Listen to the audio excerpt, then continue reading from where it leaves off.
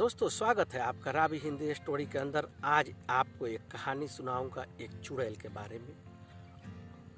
चुड़ैल हमेशा रात को घर से निकलती थी और निकल के इंसानों के बस्ती में जाती थी और चारों तरफ चक्कर लगाती थी। लगाने के बाद से जो उसको मर्जी आता वो करती। ज़्यादा समय वो इंसानों को परेशान ही करती। एक बार वो एक औरत के बॉडी के अंदर प्रवेश कर गई। प्रवेश करने के बाद से उसको तंग करना शुरू किया। काफ़ी वो औरत खूबसूरत थी जिसके बॉडी के अंदर वो चुड़ैल घुसी हुई थी। घर में उसका बहुत मान जान था, घर के सारे लोग उसको मानते थे। लेकिन धीरे धीरे अब उसके बात में, व्यवहार में बदलाव आने लगा। उसका पति सोचता था कि मेरे पत्नी को क्या हुआ, इतनी खूबसूरत, इतनी अच्छी पत्नी मेरी, और इतना अच्छा से हमको देखभाल करती थी, हमारे घर के लोगों को देखभाल करती थी। अचानक इसके बदलाव, इसके व्यवहार में बदलाव क्यों आ गया? ये सोच सोच के परेशान रहता था। और चुड़ैल 24 घंटा उसके बॉडी के अंदर, मतलब औरत जब अच्छा खाना बनाती थी, अब वो खाना खराब बनाती थी। पति हमेशा उसको डांटता था, सास उसकी ताना देती थी। चुड़ैल को मजा आता था परेशान करके। करीब 3 महीने तक उस औरत के अंदर ये चुड़ैल बैठी रही और पूरे घर के लोगों से उसका दुश्मनी कराने के बाद से वापस अपने जगह पर आ गई। इधर इस औरत को काफ़ी तकलीफ हुई। घर के सारे लोग इससे नाराज रहते थे। बाद में इसके व्यवहार में जब थोड़ा बदलाव आना शुरू हुआ, यानी चुड़ैल तो निकल के चली गई, अब वो अपने असली रूप में आई। पति को अच्छा से खाना देने जाती थी। पति नाराज है कि अब क्या, तुमने तो कितना दिन तक हमें परेशान किया, मेरे माँ बाप को परेशान किया, मेरे भाइयों को परेशान किया।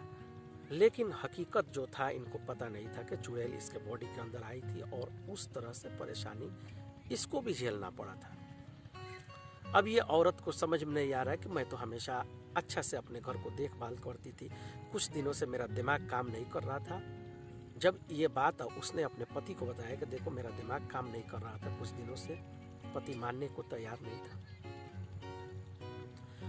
उसके बाद से क्या हुआ, वो कोशिश की औरत धीरे धीरे सबको समझाने के लिए, लेकिन कोई मान नहीं रहा था कि देखो हमने तो हर दिन तुम्हें समझाया, तुम हमारा बात नहीं सुनती थी, आज क्यों सफाई दे रही हो?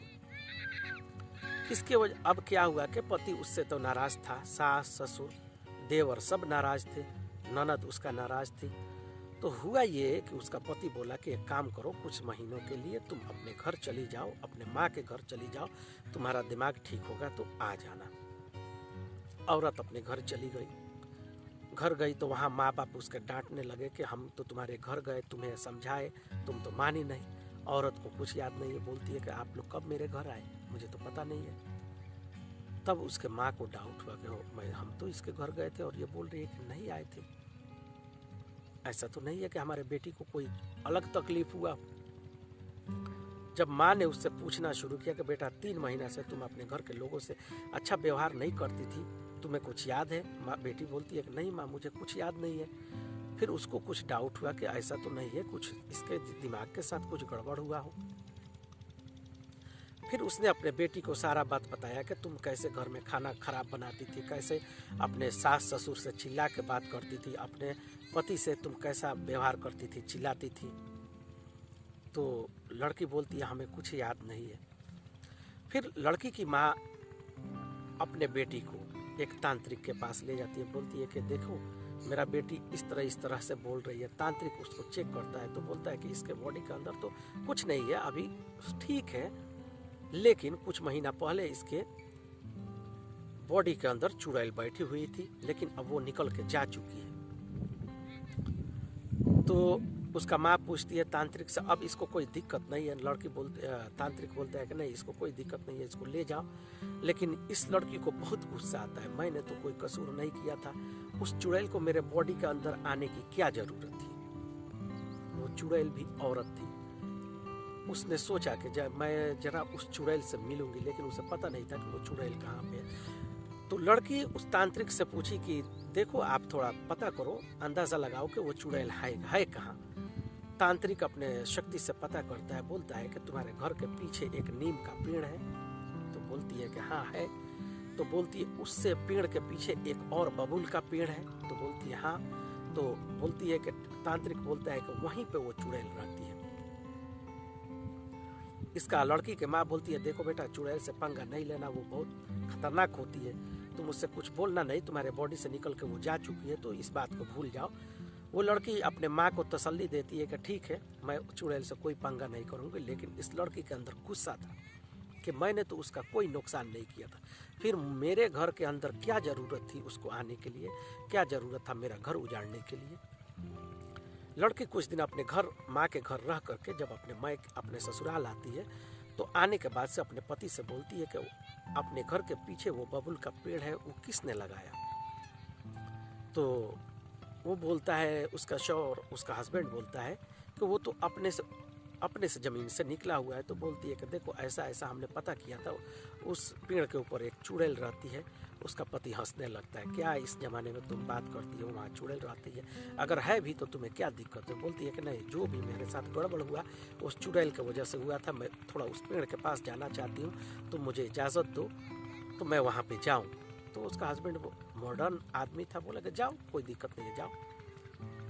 फिर वो लड़की उस पेड़ के पास गई और वहाँ जोर जोर से चिल्ला के बोलती है कि चुड़ैल, अगर तुम मुझे पहचानती हो, अगर तुम्हारे अंदर हिम्मत है तो असली रूप में सामने आओ, मैं तुमसे बात करना चाहती हूँ। चुड़ैल उसके बात को सुन करके हंसती है, कहती है हाँ, मैं क्यों आऊँ तुम्हारे सामने। फिर जब लड़की उसको ललकारती है तो सामने आती है, बोलती है हाँ बोलो क्या बात है, मैं ही तुम्हारे बॉडी के अंदर गई थी और तुम्हारा घर उजाड़ करके मुझे बहुत खुशी हो रही है। लड़की उस चुड़ैल से पूछती है कि ये बताओ, तुम्हारा घर किसी ने उजाड़ा था।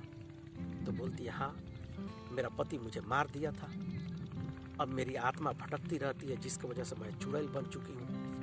लड़की पूछती है कि देखो मैं तुम्हारी क्या मदद कर सकती हूँ। चुड़ैल बोलती है कि मेरी आत्मा भटक रही है, इसे कैसे भी शांत कर दो तो तुम मेरी मदद कर सकती हो।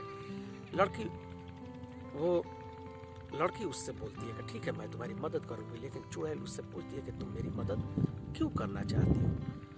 लड़की बोलती है कि देखो, जिस तरह से तुमने मुझे परेशान किया था उस तरह से किसी और को तुम परेशान नहीं करो, इसलिए मैं चाहती हूँ कि तुम्हारी मदद करूँ ताकि तुम शांत रहो। चुड़ैल को उस वक्त बहुत पछतावा होता है कि मैंने इतनी अच्छी लड़की को क्यों परेशान किया, इसका घर क्यों मैंने उजाड़ा। चुड़ैल बोलती है कि देखो चलो, मैं तुम्हारे पति और सास ससुर के सामने बोल देती हूँ कि मैंने गलती की थी, मैं क्षमा मांग लेती हूँ। फिर वो चुड़ैल उसके पति के पास गई, उसके सास ससुर के पास गई, असली रूप में आकर के उसने माफ़ी मांगा उन लोगों से कि देखो आपकी बहू की कोई गलती नहीं है, मैंने शरारत करने के लिए, मैंने परेशान करने के लिए इस तरह का हरकत किया था, इसको आप लोग क्षमा कर दीजिए। जब असली बात पता चली इन लोगों को, उन्होंने कहा कि देखो चुड़ैल तो अच्छी है, इसका मदद करना चाहिए। लड़की बोली कि हाँ मदद करना चाहिए, उसका पति उसे मार के उसको फेंक दिया था, तो हम लोग ये कर सकते हैं कि इसका कुछ मदद कर दिया जाए। फिर उन्होंने एक पंडित को बुलाया और सारे रस्म रिवाज पूरे करके उसके आत्मा को शांत किया। अब चुड़ैल नहीं है, उसका आत्मा शांत है और वो गांव के किसी भी आदमी को परेशान नहीं करती है। तो दोस्तों, कोई मुसीबत में है, अगर आपको परेशान कर रहा है तो हमें रीजन जानना चाहिए कि वो क्यों परेशान कर रहा है। तो हो सकता है कि वो आपको परेशान नहीं करे और उसकी भी परेशानी दूर हो जाए। कहानी कैसा लगा प्लीज़ कमेंट करके ज़रूर बताइएगा। अगर अच्छा लगता है तो इस वीडियो को ज़रूर शेयर कीजिएगा। ओके दोस्तों, रावी हिंदी स्टोरी देखने के लिए धन्यवाद। Thank you.